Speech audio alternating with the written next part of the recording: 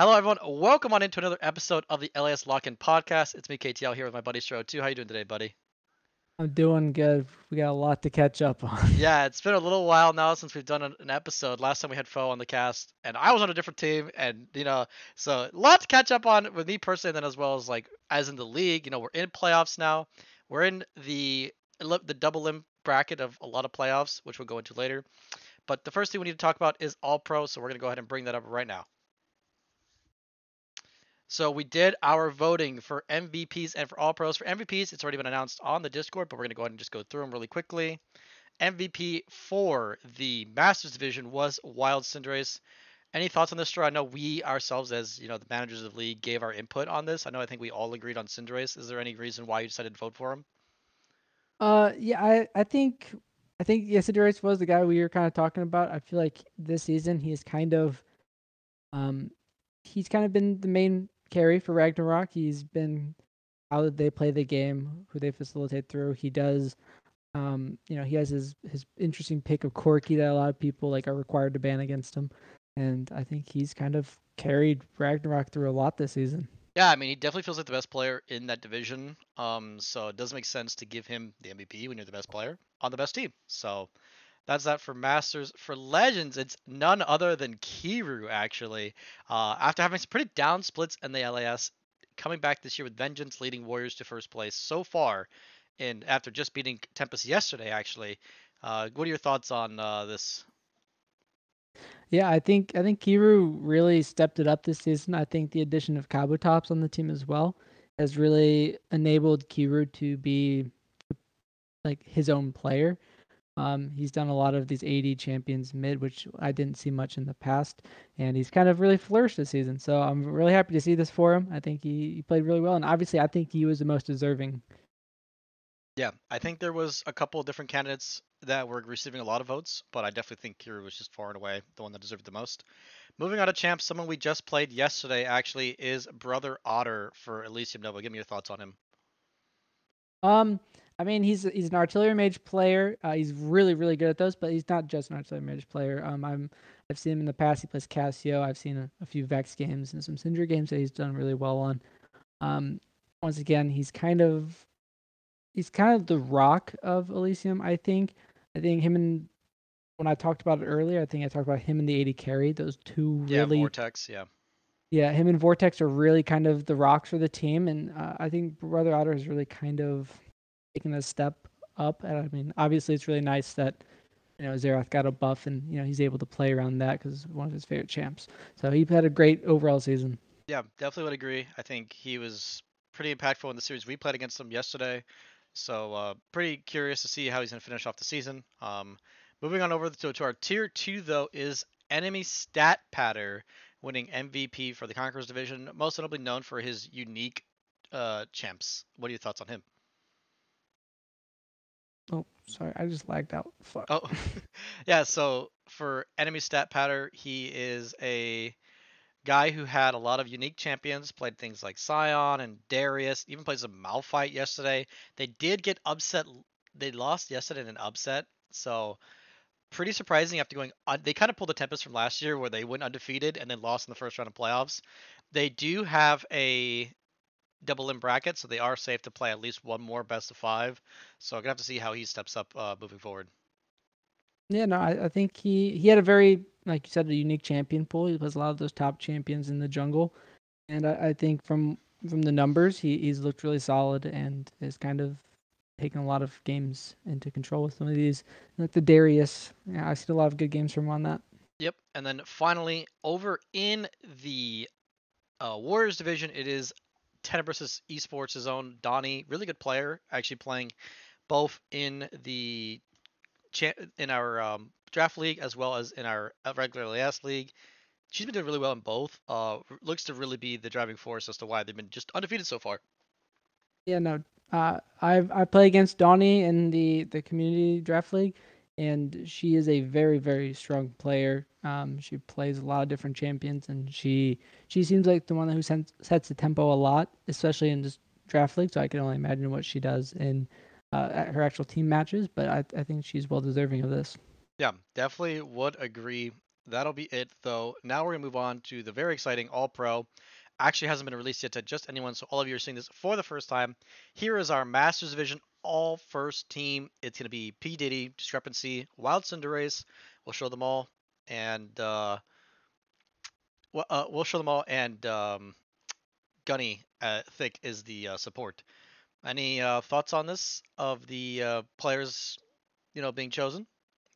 I mean, definitely everything kind of makes sense. I think P Diddy has been by far the strongest top laner. I mean, I've seen the amount of times he gets 5 banned, Yes. and he's still just popping off. And then obviously, I think the 3 Rag players getting on there, I think that's also well deserved. They've had a very strong regular season, and then we'll show them all. I mean, I think he's also just a really solid player and has been. He was last season in Tier 2, and I think he carried over into Tier 1 really well.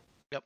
Moving on over to Legends divisions. It's kind of similar to how last split was, but it wasn't the 5 all the way across this time. It was the 4 players, 4 warriors, and then Don Lino from Tempest being that last, that support slot there for the all first team. So what are your thoughts about the Legends divisions all pro?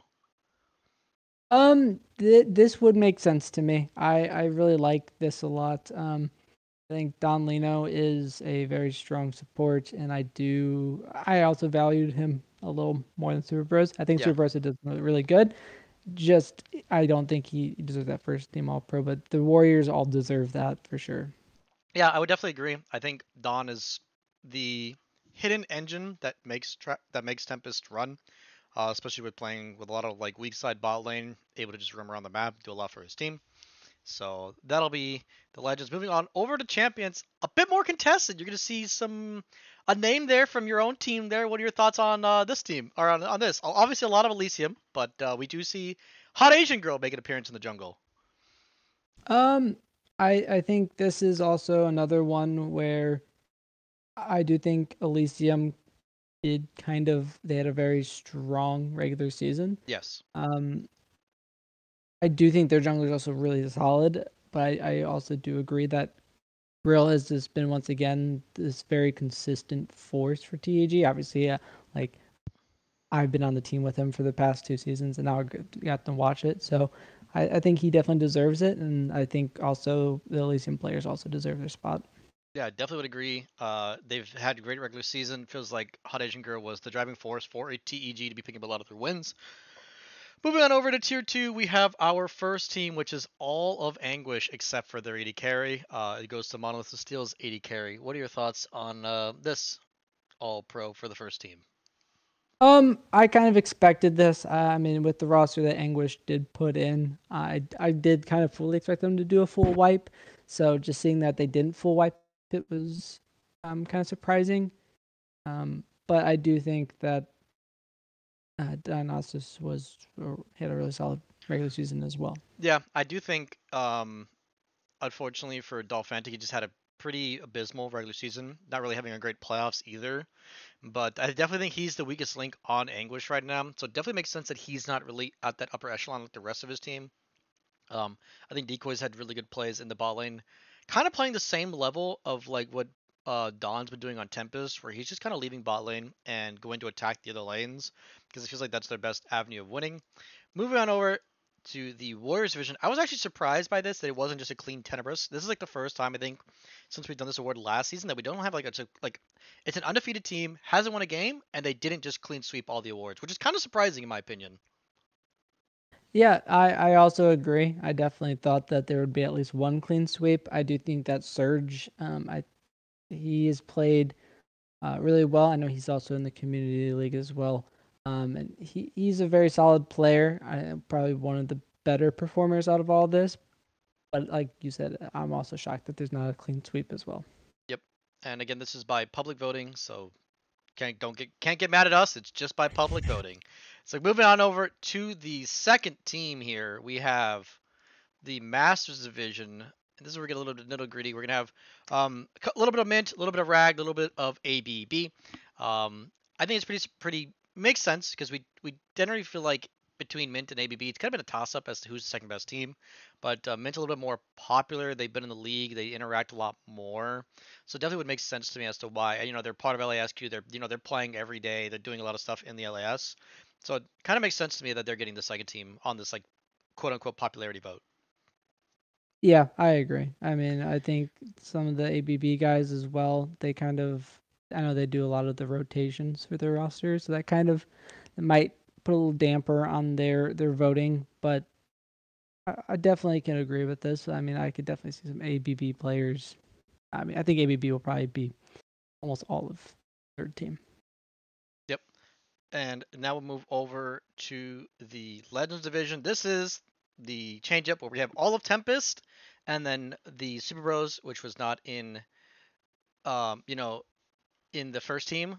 This makes sense. It feels like Warriors and Tempest were like the two best teams, so not really super surprising to see this result. Yeah, I agree. I feel like that's a very top two division, so seeing that doesn't is not that big of a shock. Yep. Moving on over to the Champions Division, we're going to see Strangleroot actually make it from TEG, and then we have there's Romeo that we were talking about before, and then we have the Moist for Mermaid bottom side of their map. Moist for Mermaid was like in contention for that second/third best team in the in the Champions Division, so it does make sense that they do pick a lot of the voting here.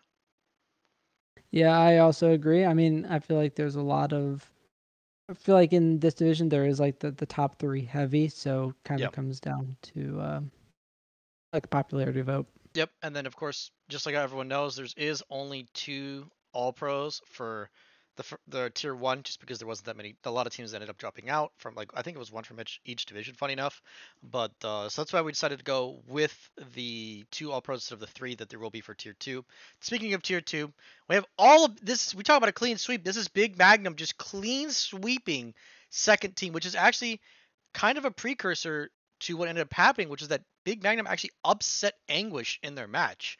So kind of showing by popularity voting that they are one of the stronger teams in tier two. Yeah, I agree. I think getting a clean sweep of second team is still impressive.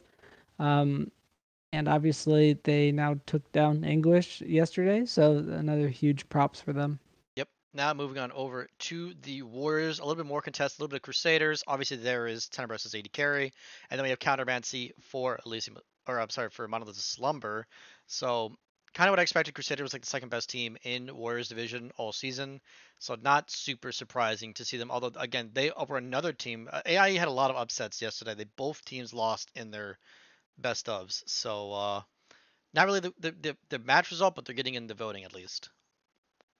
Yeah, I think everything basically is lining up to what I would have voted for as well. So Yep. And then now we're going to go into the third team, which is just for tier two, which we're going to see Dolphantic finally make an appearance. And then Monolith of Steel's rest of their map, third best team in Conqueror's division. Does make sense. I do think Dolphantic was the bottom half AD, so it makes sense that he's here on third team. yeah, I agree on that one. Yep. And then ending up over here with the Warriors division. This is a little more contentious, which is kind of always cool to see. You see Slumber's ball lane, and then we see Rose's top, Galaxy's mid laner, which actually I do know he's a fan favorite and has been playing really well in Star Surge. So we're gonna have to see if he can continue to perform better next season, as their season's essentially over now because they didn't make it to the double limb part of their bracket. But excited to see them hopefully come back into the LAS. Yeah, no, I think this is actually really cool though, having a bunch of different teams in the this third team all pro. I really like to see that. I think it's Yeah, really yeah, it nice definitely these days. Yeah, I think it definitely shows just how contentious the tier two in general is. That there are so many different teams, showing up to these awards. Now we're gonna just go over our playoff brackets, show you guys a little bit of an update of what's going on. So far, we actually have the Masters Division playoffs happening in about 20 to 30 minutes from now for Ragnarok versus ABB for the upper bracket. Huge matchup. Uh, you know, ABB and Ragnarok have been going back and forward as far as banter. They've played matches against each other in the past. Ragnarok has taken them so far, except for an early scrim early in the season. So I would personally favor Ragnarok to win this series. Any thoughts on this, Stro, and just the rest of the division and how their playoffs have rolled out? I definitely also favor Ragnarok here. I think this will probably. I think it goes 4 or 5 for sure. I Yeah. don't think it'll be a clean 3-0. Yeah, I would be surprised if it was a 3-0 as well. But then once ABB goes down to the lower side of the bracket, I think them versus Mint. I want to see how if Mint finally steps up to ABB because I'm pretty sure Mint has basically always lost ABB. Um, but I think that this will probably end up Rag versus Mint. That is my prediction, which is kind of basic, but I think that's what's going to happen. Yeah, really cool. I think ABB's had their number, so I don't. I would have to see how ABB performs today. But if ABB is competitive with Rag, I think ABB just ends up playing Rag again in the finals, similar to what we're gonna see in like other divisions. But that's just where my thought process is right now. Yeah. Moving on over to Legends, we had an unfortunate circumstance with Warriors versus Tempest. They really only played one match, unfortunately, kind of just of a letdown of a series, but or one game I should say. But Warriors gets the win. Gods beats Gods, guarantee at least minimum of third seed now in Grand Tournament, which is always good for Gods. Kind of making that come up. They made the upset win over Espionage, and then now we're in the losers bracket trying to fight Tempest once again. They lost to them in the previous. Do you see a potential upsets there, or do you just think it's going to be Warriors versus Tempest at the end?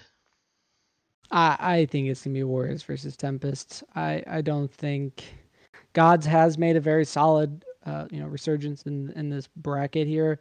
I just don't think that they have enough to step up to Tempest. Yeah, I would definitely agree. I think it's gonna be Tempest versus Warriors. Who do you think is gonna take? We also have, next week will be Espionage versus Glacial Golem to decide who's gonna be that 4 seed. Are you just expecting to go to Espionage?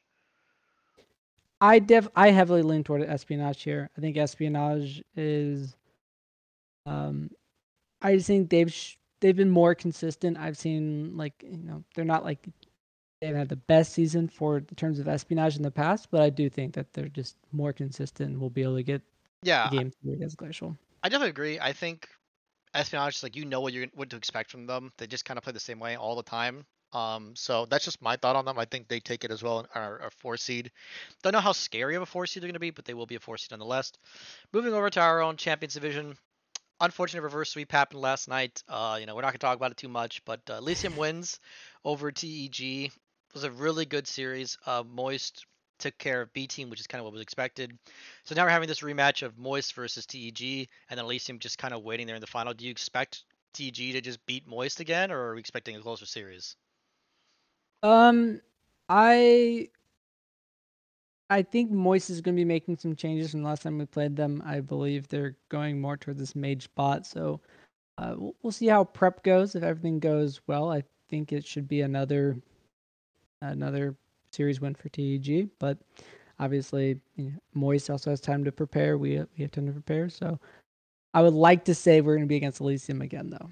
Yeah, as someone who plays CG now, I really think we could beat both teams. So I know I'm gonna get slandered for this, but I just think we beat both if we're playing up to our level. So I think that's just gonna be what I see from it. I expect us to end up being the 1 seed at the end.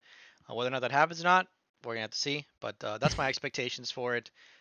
So moving on over to Conquerors. Again, we talked about this big upset yesterday happened. Anguish went undefeated in regular season, lost 3-2 to Magnum in a back and forward match. New Origins kind of took care of business. I was really surprised, honestly, that Anguish chose the higher seed, didn't end up choosing the 4 seed. So there must be something that Anguish is kind of afraid of when it comes to Steel. So now that they're actually playing each other in the losers bracket, I'm gonna have to see if those precautions were warranted or if they just kind of screwed up having to play one last BO5 by picking the wrong team when they were the 1 seed, right? So Yeah. what would your expectations be? Do you think we're gonna have what do you think let's just say final? Let's not worry about the rest of the match. It's just the final. Who wins? Who's in the final for this division? I'm gonna go with Big versus Anguish. All right. Yeah, I think Big definitely makes sense, and I think Anguish has had a pretty easy time with New Origins. So I think as long as Anguish can get through Monolith Steel and kind of recover from that upset loss that I'm sure they weren't expecting, I think it'll be Big versus Anguish, and Anguish maybe taking it like how Tempest did last split, where they lost to BF5, kind of like woke them up, and then they started playing like how they've been playing the whole season. So maybe that's just how Anguish will react the same. You can react one of two ways. It either breaks you or you build up from it, right? So curious to see Yeah. how this is gonna react for Anguish. Moving on over to the Warriors, Tenebris didn't have to play. Uh, Rose FF their match because they didn't have enough players. Slumber did upset Crusaders though pretty handily. So we're gonna have Tenebris versus Slumber, and then the AI rivalry to figure out who's gonna keep going in the bracket. Yeah, I think with this one, I think Crusaders will. I think they'll go through in the bot side of the bracket. And I think Tenebris will stay through. So I think it'll be Tenebris versus Crusaders, the 1-2. Um, I think the same thing like Anguish had. I think it was kind of just maybe got caught off guard or just weren't prepared enough for the series. So I definitely think it'll just be the 1 versus 2 in the finals. Yeah, I mean, obviously very important to get to finals. Getting to finals guarantees you grand tournament spot. Obviously, seeding matters, but you know, getting in grand tournament is the end goal, right? That's where you're playing all season for. Moving on over now to our power rankings and welcome our lovely faces back in. This is what we think before the match today. Our rankings of tier one teams. Anything you see that's jumping out? Obviously, we've had a lot of change, right? We have less teams now because some teams have been eliminated or just straight up just aren't participating anymore. So, are you surprised or just expecting anything, noticing anything differently between any of our tiers? Um, I would say obviously the big thing is we put TG up in S. I was I was just gonna put 3 in S. But with the when you said we wanted 4 in the S tier, I agree that TG should be there. Um, Other than that, I mean, God's moved up to B tier. Yes. I think their playoff run has really shown. I think they added Gimme back to the roster. They got a little bit of like direction. And then I know Moist dropped, so basically we swapped with Moist because of that series where we took them 3-0. Yeah. I mean, everything basically lines up. Everything kind of makes sense. I mean, Yeah, I mean, I will. I would say it's pretty justified. I mean, we Yeah. should have swept Elysium if we were playing correctly. Ends up not happening. Goes 3-2. But close series against one of the better teams in the league, and then beating 3-0 against Moist, I think is very warranted to have being in the top four conversation. I think Gods being a B makes a lot of sense. They've been playing with a sub jungler still this entire time, who doesn't even play jungle, and have had a good playoff run. So I'm curious to see when they get their actual jungler how competitive they can really be. Maybe making a move up to the B team. Also, I think Mint is another team that can be moved up to B if they continue to show another good. If they win and they end up making that final, I think they're just like they have to be in B tier. So I mean, and then for the C tier, I mean, we need to see more from these teams. Got to see who's gonna make it out when it comes to Glacial and Espionage. So that's kind of where we lay things for tier one right now. Let us know in the comments if you disagree or agree with these. Again, this is before the match today on Monday. Can't stress that enough because it could change a lot, right? I mean, like if ABB ends up beating Rag, then obviously ABB is going to be in the tier above Rag, but we need to see it play out. So it's just hard to kind of predict this when we're still waiting for that match to happen. So really curious to see with that. But just want to do a quick overview of those power rankings. Now we're going to move over to tier two. There's been a lot of change up. So obviously, a lot of upsets this week in tier two, and kind of like at the end of the season. We really haven't had a chance to do one of these podcasts before the end of the season, but this is our new tower rankings. We got rid of the C tier. A lot of teams have been eliminated or just simply dropped out. So our S tier is our remaining winners bracket teams, which I think is warranted for these teams that won their first elimination or their first double elimination game and are now in the winners bracket. So I think that's why we rewarded them with the S tier. A tier is kind of disappointing to see Anguish and Crusaders there after having a pretty good season, and then the rest are the rest. So any thoughts on this? Yeah, I mean, I definitely think that English and Crusaders won't be here too long. I think I have faith that they're probably going to go out as 1 or 2 seeds. Um, so I think they're probably going to be bouncing back up to S tier. Um, I'm pretty shocked by Big Magnum. I'm very surprised that they beat English, but Yeah. very, very well deserving, and that's why they got bumped up to the S tier. Yeah, I would say I was already trying to have them in like A tier even before the matches because they did have a very close regular season match against Anguish at the end of the regular season, which was kind of going either way. Both teams, it was not like a blowout in Anguish's favor or like they were very competitive, very close games. So it's very clear that Magnum had a blueprint to beat Anguish, which is why I was kind of perplexed that Anguish chose them in the first round, out having such a close series with them in the past. But that's why they're the ones that choose and play the games, right? So yeah, that's our show talking about awards. Hopefully you guys are celebrating these amazing designs that we can shout out Brady Hash for doing all of those. The MVPs, the All Pros. He did all of them.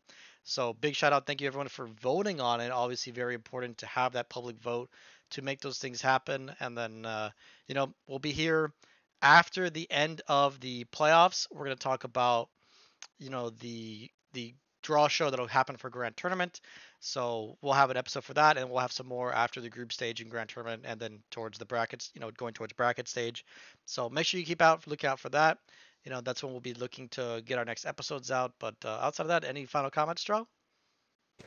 No, I mean we got a lot of League Legends coming up for a Yeah. lot of teams, and this is where we get to see if people didn't get first team All Pros, where you show that you did deserve it, and I'm very excited to see how everything turns out, especially for obviously for Tag and all the other divisions. Yeah. Really excited, and then obviously for all the teams that have already been eliminated, 07U soldiers. We'll see you back next split hopefully, and when we continue to revamp the league. So look forward to seeing everyone in the future. But that'll be it for us. Thank you again so much for watching, and we'll see you guys on the next one.